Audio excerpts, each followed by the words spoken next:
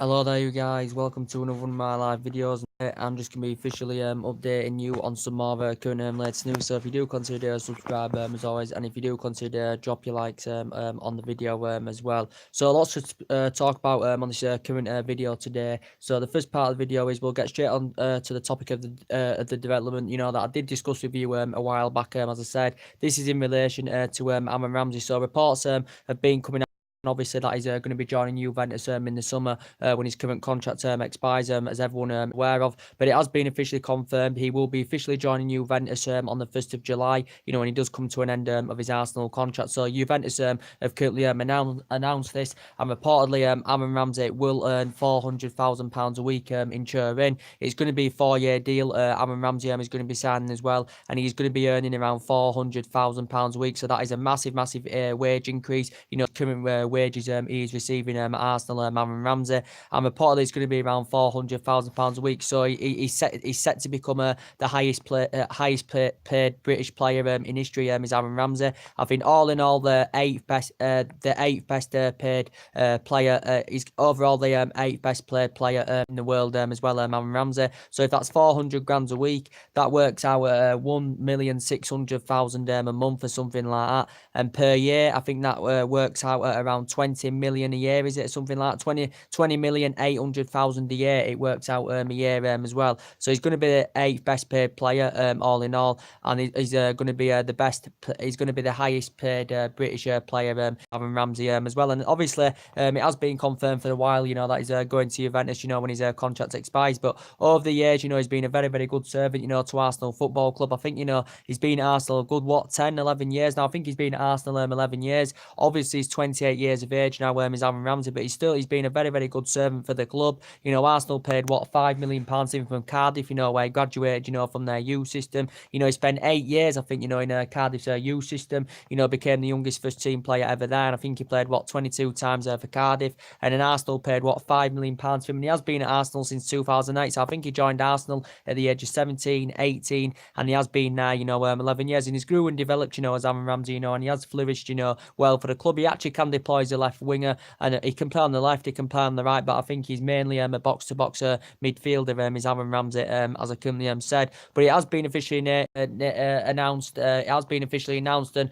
obviously, if that's £400,000 a week, 1,600,000 a month, 20 million, around 20,800,000 pounds a year. So in 4 years, he could earn around. So if it's 20 odd million pounds a year, he could earn around 80 odd million in 4 years. You know, with Juventus, because obviously he has signed a 4-year deal with Juventus. But as I did say, you know, he's been a good servant for Arsenal. He's been at Arsenal a good 10, 11 years now. As I currently said, and he is a very good box-to-box midfielder. He's obviously during his time with Arsenal, you know, he's won 3 FA Cups. You know, scored in 2 of the finals. I think in all competitions, you know, Aaron Ramsey has made over 300 odd appearances. I think he's scored 60 odd goals as well. So he is going to be receiving £400,000 a week. Is Aaron Ramsey. So he will become the highest paid British player, and all in all the eighth best paid player as well, Aaron Ramsey. So that's been officially confirmed. It was in the media yesterday, as I currently said. But Arsenal have obviously given him a good standing ovation, you know, for his progression. You know, at Arsenal, you know, he's fitted into that Arsenal team very well. And when he does go to Juventus, obviously he's going to be the second highest paid player, you know, behind Cristiano Ronaldo. So it's going to be interesting to see, you know, how Aaron Ramsey, you know, fits in the Juventus squad. You know, he's going to be playing alongside Cristiano Ronaldo, and obviously alongside Paulo Dybala as well in that Juventus team. Also Pankitic as well, however you pronounce his name. But that has been officially confirmed, as I currently said. But obviously Arsenal, of course, have got injury problems of their own. You know, they have got, you know, a lot of injuries of Arsenal. You know, they've obviously, Aaron Ramsey, I think at the moment's got a knee injury. Obviously they've got Granit Xhaka out as well of Arsenal. You know, they've got Rob Holding out through a long-term injury. They've got Hector Bellerin out through a long-term injury. You know, they've got Danny Welbeck that's out, but I think he's going to be leaving in the summer as well. What other injuries have they got? You know, they've got Granit Xhaka out as well through injury. You know, recently they've had Mkhitaryan, who's just recently recovered from injury. Koscielny's just recently recovered from injury as well. So Arsenal, you know, have had a lot of injury problems, you know, to be quite honest with you. Obviously, in the summer, obviously, you know, Arsenal Football Club, you know, will be planning, you know, to get some new additions into Arsenal Football Club, you know, in the summer, because obviously throughout the course of the January transfer window, obviously Arsenal were only restricted to making loan signs, as I said, and obviously they have got got players, on big contracts, as I've already explained to you. Obviously in relation to Mesut Ozil, obviously he's failed to adapt himself, since Umremre has come in. Mesut Ozil obviously hasn't been getting the game time. As I said, Mesut Ozil didn't play against Huddersfield at the weekend as well. I think he was apparently ill, was Mesut Ozil, as I said. But, he's been a good servant for Arsenal. He's been at Arsenal 6 years, so he's well Premier League proven. He's obviously Arsenal's highest paid player on £350,000 a week. But since Umremre has gone in,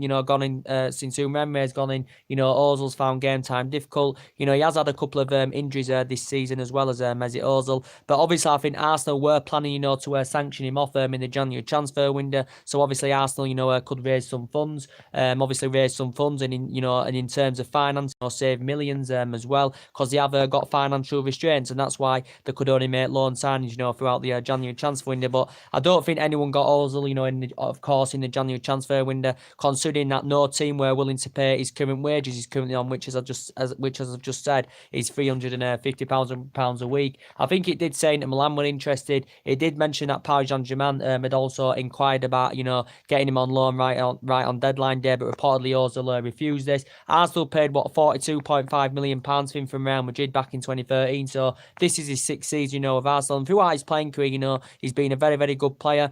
I think he flourished very, very well under Arsene Wenger, but since Umremre has come in, he has found game time very, very difficult indeed. So maybe Arsenal may consider, try to sanction him off in the summer. So I think he has been withdrawn from the squad, I think, as it did mention, allegedly the other week in the press. Umremre and Arsenal can force him out of the club in the summer, as I currently said. So his wages are a problem of teams, getting the pursuit of Mesut Ozil as well. And they've got other players, on big contracts. As I said, Aubameyang's on £200,000 a week. They've got Mkhitaryan, who's on 160 grand a week. They've got Lacazette, who's on £140,000 a week as well.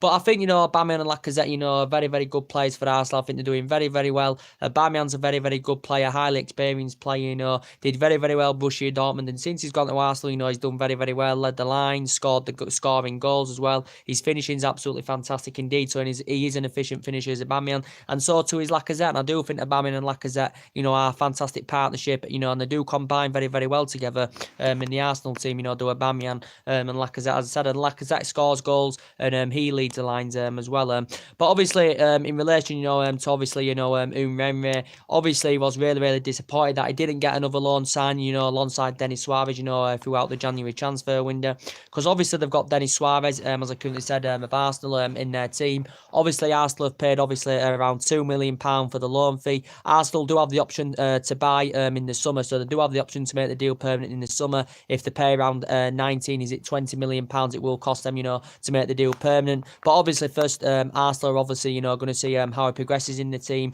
see if he performs well in the team. Then obviously, Arsenal will come to a decision, whether they, want to make the deal permanent in the summer or not. As I did say, he's 25, he's versatile, he can play centrally, he can play on the left, he can play on the right. But as I did say, Umremre obviously sees him as a winner. Obviously, he's reuniting now with Umremre, is Denis Suarez, because they previously worked together before at Sevilla, when obviously Denis Suarez was on loan at Sevilla. But I haven't been watching him in action lately. I think he has played a couple of games for Arsenal as Denis Suarez. But obviously Arsenal, were disappointed obviously that they couldn't, get a loan signing alongside Denis Suarez. As I said, obviously they inquired about Yannick Carrasco. Arsenal's move would currently stalled for Yannick Carrasco, even though it did say, at the time throughout the January window that obviously he was the player from his own perspective was willing to take a pay cut, because obviously his wages could have been a problem, because obviously Arsenal couldn't afford his current wages. Yannick Carrasco scores. Obviously, they inquired about Ivan Perisic as well. But obviously, Arsenal inquired about getting him on loan with an option to buy him in the summer. But from Inter Milan's perspective, Inter Milan had currently turned this down, because Inter Milan would have... Well, he actually put a transfer request into Perisic. He told Inter Milan he wanted to leave. The Inter Milan in the January window confirmed that Ivan Perisic wanted to leave Inter Milan. But reportedly, Inter Milan did demand they wanted around 36 million. They wanted around 36 million. But reportedly, they were only willing to sanction him off permanently, or willing to sanction him off with an obligation to buy, which obviously Arsenal didn't commit to, with the obligation to buy. Perisic has got a contract till 2022. I think, Inter Milan, because I think he signed a 5-year deal, back in 2017. And we heard the rumours that my club, Man United, were linked to him, for the, past couple of years, at least, as well. But Arsenal failed in the pursuit of Ivan Perisic as well. They also, went for Christopher Nkunku from Paris Saint-Germain, but they failed in the pursuit of Christopher Nkunku as well, because obviously PSG, did agree to actually, let him go on loan to Arsenal. Christopher Nkunku, only 21. Since Thomas Tuchel's, gone in at Paris Saint-Germain, Christopher Nkunku, has found game time very, very difficult. And I think he was keen on reuniting with Umremme, because obviously when Umremme was managing PSG, Christopher Nkunku, was playing more regularly in the Paris Saint-Germain squad. But obviously PSG didn't get, obviously didn't get them replacements that they wanted. Obviously, if they'd have got a Trezeguet, PSG on deadline day, Arsenal may have got the pursuit of Christopher Nkunku, as I said. But Arsenal only ended up, getting one loan signing, as I said. And obviously Arsenal, obviously have got a owner there, as I did say. He's a big major part of the problem as well. Stan Kroenke obviously taking money out of their club instead of investing money into their club as well. And obviously a lot of Arsenal fans, will currently want him out, as I currently said. But Arsenal have obviously got problems, because obviously they've got players, coming to the end of the contract as well of Arsenal. That could, leave Arsenal in the summer as well.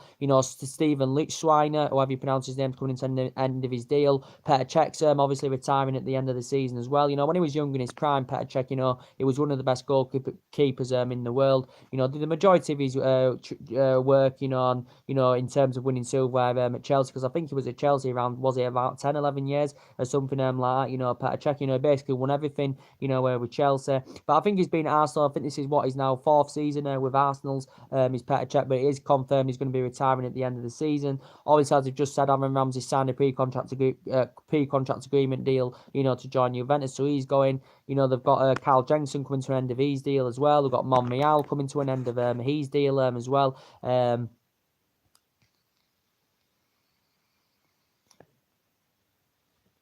To end the V's deal as well. They don't know if Arsenal don't know yet if they're going to make the deal permanent for Denis Suarez in the summer. So if they don't make the deal permanent, he will leave as well. Obviously, Welbeck's going to be going as well. So obviously Arsenal have obviously got to think about contract renewals as well. And obviously they've also got Socrates injured as well through injury, who I've forgot to mention as well. So basically Arsenal, there's still problems in their team, that they do need to address. I think in the summer maybe Arsenal have got to go for a defender, because they definitely do need a defender. Umremme did say that he did want a winger. Obviously he has got that now through Denis Suarez, because he's versatile, because he can play on the wing and play centrally, can Denis Suarez, as I said. But Arsenal may still need maybe another couple of signings in the summer. Reports have been coming out in the press saying that Arsenal are allegedly going to get around £45 million to spend in the summer, reportedly, as I currently said. That's what it reportedly said anyway, because I think their wage bill is currently at breaking point. As I said,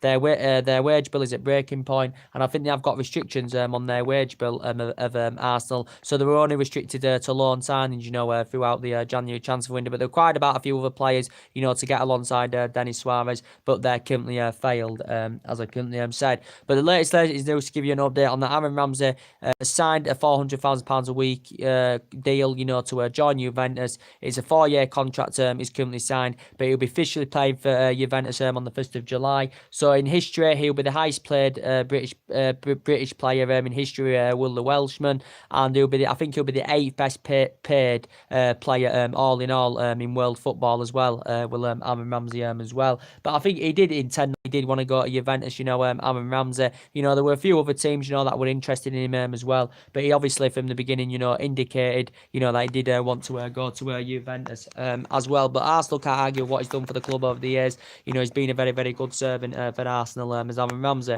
And obviously Arsenal, obviously their target this season is obviously, to get in that top 4, as we all know, because as I did say, there's quite a few teams, going for that top 4. I said my club, Man United, going for it. We're currently sitting in the top 4 at the moment. We know basically, Chelsea, of course, are going for the top 4 as well.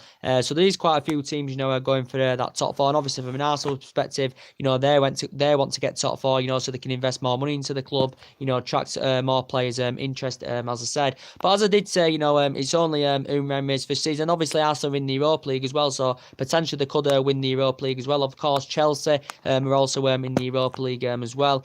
But in relation, it's only Ramsey for season, as I currently said, as Arsenal manager, and I think he's done a pretty good job. It's only his first season with Arsenal. They went on a 22-match unbeaten run earlier on in the season as well. So basically, it is a transition, season for Arsenal. As I currently said, it's only a transition season for Arsenal.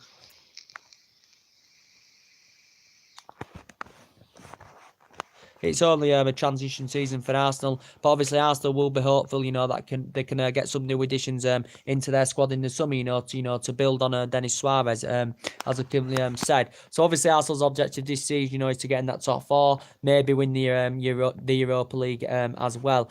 In relation to Chelsea, Chelsea have obviously, got a lot of problems of their own as well. Of Chelsea, I think Arsenal and Chelsea playing the Europa League this Thursday. I think Chelsea have got Malmo. I think Arsenal have got Bates, Borisov. But in relation, to Chelsea, they've got a lot of problems at the moment. And reportedly, Sarri, it's only his first season as well as Chelsea manager, is Sarri's, and he was previously, before speaking about was Sarri about mentality and motivation. Was Sarri because he has got that attacking philosophy, as Sarri, because he did. His system, that he went with, when he was Napoli manager, worked, did Sarri's. But, Chelsea's poor run of form recently, losing away at Bournemouth 4-0. Getting absolutely humiliated at Manchester City, by 6 goals to 0. Is the pressure mounting up on Sarri, as I said, but it's only his first season, with Chelsea. And according to Roman Abramovich, who's obviously, the current Chelsea owner, obviously a billionaire, there were reports coming out, stemming from him saying that, there's a possibility that Sarri could be sacked at the end of the season as Chelsea manager if Chelsea failed to get top 4 and obviously qualify for the Champions League, for next season. Or, if they don't get the top 4, if they fail to qualify for the Champions League next season. But if Chelsea, do win the Europa League anyway, they'll get automatic, Champions League qualification, for next season. But reportedly, if Chelsea fail, to meet them objectives, Sarri could be out of the job at Chelsea, as I currently said. But Chelsea got absolutely annihilated against Manchester City, as I currently said. And they have got a lot of problems because they will be disappointed, Chelsea, throughout the course of the January window that they didn't get an adequate replacement for Fabregas. They didn't find a replacement for Fabregas. They didn't find a backup, for Jorginho. Obviously, there could be players that could be leaving them in the summer as well. I forgot to mention Willian. Willian's a player that could leave them in the summer. David Luiz's contract is up in the summer. Gary Cahill, there was strong speculation of him leaving Chelsea, in the January window as well. Eden Hazard, I think, basically, in my opinion, Eden Hazard's too good for Chelsea. I think he maybe wants to go to a bigger club, and he wants to get to the higher level, does Eden Hazard, being up there competing for silverware and all that. And obviously, Chelsea, obviously not doing it this season. They are still in the FA Cup. They are in the Europa League, and obviously Chelsea will be hopeful that they can win the Europa League or get into the top 4, as I currently said. But obviously they have dropped to 6th now of Chelsea, as I said. But Eden Hazard, I think he does actually want to make the move to Real Madrid. It will cost Chelsea. It will cost around £100 million to get him from Chelsea, because I think that is Chelsea's price tag. Reports have been emerging out of the press, actually, suggesting that reportedly did say that Eden Hazard has made a decision on his future. I don't think he publicly announced it. I think it was privately announced, but I think he does intend, to make the move to Real Madrid. There's Eden Hazard, but he's been a very, very good, fantastic servant for Chelsea. He's still in his mid-20s, of course, is Eden Hazard as well, but he's been a very, very good servant for Chelsea, as Eden Hazard. He's been there, 7 years. He's grew and developed, he's flourished.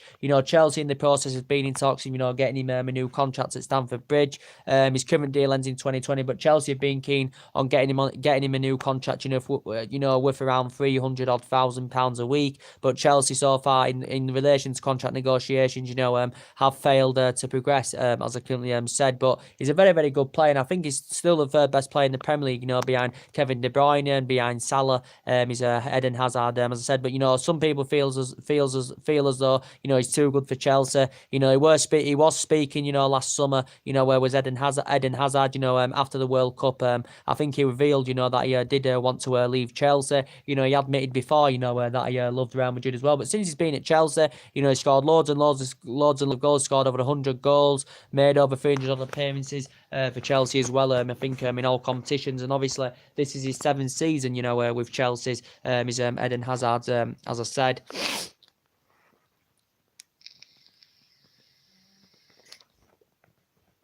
as I said. And obviously before Obviously, before Higuain, went to Chelsea, obviously Eden Hazard wasn't playing in his favoured position. Obviously, before Gonzalo Higuain arrived at Chelsea, obviously Eden Hazard was playing in a false number 9 position, as we all know. So he wasn't hitting form, as we all know, because he wasn't in his favoured position. But since Chelsea have got Gonzalo Higuain, obviously Eden Hazard is playing now in his favoured position, on that left-hand side, which is his main position, his favoured role. Even though he can actually operate in the midfield as well, Eden Hazard. So he is versatile as well. But I still think he's a very, very good player. But a lot of people feel as though that he's too good for Chelsea. In relation to Higuain, I think he's a very, very good player. Chelsea, it did confirm, obviously, have got him on loan. They do have the option, to develop the loan into a further 12 months if they pay a fee of around 15-16 million. But if he does meet key targets, as I said, but Chelsea do have the option to make the deal permanent in the summer by paying around 30 odd million pound for Higuain. He is 31 years of age, as I currently said. But I did say, he'd be really a good signing for Chelsea, Gonzalo Higuain, as I said, but they've still got problems of Chelsea. And obviously they've targeted a replacement for Eden Hazard. They have targeted Philippe Coutinho as well. His name's been mentioned, since like the midway point of January. That reportedly my club, Manchester United, were interested in Philippe Coutinho. Man United had been in negotiations in relation to Philippe Coutinho, and they've approached his representatives as well. It's also said that Chelsea have, potentially, identified, Philippe Coutinho, as a good replacement for Eden Hazard as well, because Coutinho's versatile. He can play as attacking mid, he can play on left and right, he can play as a second striker, so his versatility is very, very good. He's Philippe Coutinho's, as I currently said. But obviously he's enjoyed a very, very difficult time, since he's been at Barcelona, Philippe Coutinho. Obviously the Barcelona president come out, was it last week, something like that, saying that he did rule out, Barcelona, selling him in the summer, Philippe Coutinho, but obviously due poor performances and obviously not getting the game time we would have liked. Obviously, Barcelona have preferred Ousmane Dembele, over Philippe Coutinho. So if this does persist until the summer, then Philippe Coutinho, may well leave Barcelona. He's only been there over a year. Barcelona, of course, paid £142 million for him. Obviously, the third most expensive player in world football, behind Neymar and Mbappe and Philippe Coutinho. But obviously, he was a great player at Liverpool. He had 5 great years at Liverpool. Did Philippe Coutinho. He had 5 fantastic years there, but he's failed to replicate that form at Barcelona of what he currently did at Liverpool. But he had 5 years with Liverpool. He used to play, he played under Mauricio Pochettino as well. Did Philippe Coutinho when he was a lot younger in his prime. I think this is when he at Espanyol on loan, and obviously at the time Pochettino was managing Espanyol, as I've said. He actually began his senior career with Inter Milan. Did Philippe Coutinho as well. But we also, we have currently we have been hearing rumours about that going on in the media as well.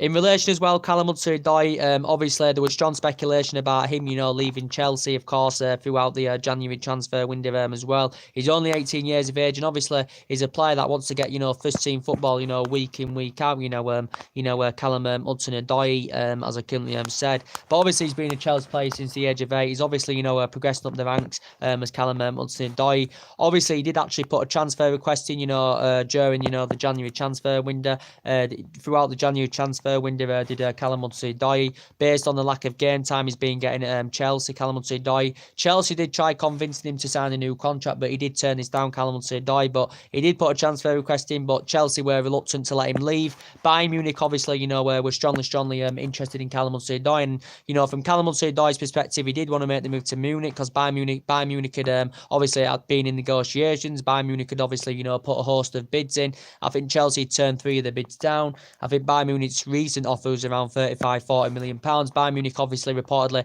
offered him the number 10 shirt, to fulfill at Bayern Munich as well. Because as I did say, Bayern Munich have got quite a few aging up players in their squad. Arjen Robben, set to leave them in the summer. Even though he's had a good playing career, Arjen Robben, he's obviously old now. Obviously he's known for injuries, so he's an injury-prone player. He's Arjen Robben as well. They've obviously got other aging up players as well. So they have been interested by Munich, in maybe getting some young players into their team, that can grow and develop in their team. So I do think Bayern Munich, will potentially probably revive their interest in Callum Hudson-Odoi in the summer. So Bayern Munich will try and get the pursuit of the player in the summer. as I currently said. But obviously Chelsea, I think they still potentially need a fullback to Chelsea. As I did say, they may need a central defender as well. You know, if David Luiz doesn't sign a new contract, and you know, obviously Gary Cahill leaves them in the summer as well. You know, obviously they want a replacement for Cesc Fabregas as well. The Chelsea, obviously they're going to need a replacement for Eden Hazard if he leaves in the summer as well, which is going to look very, very likely indeed as well.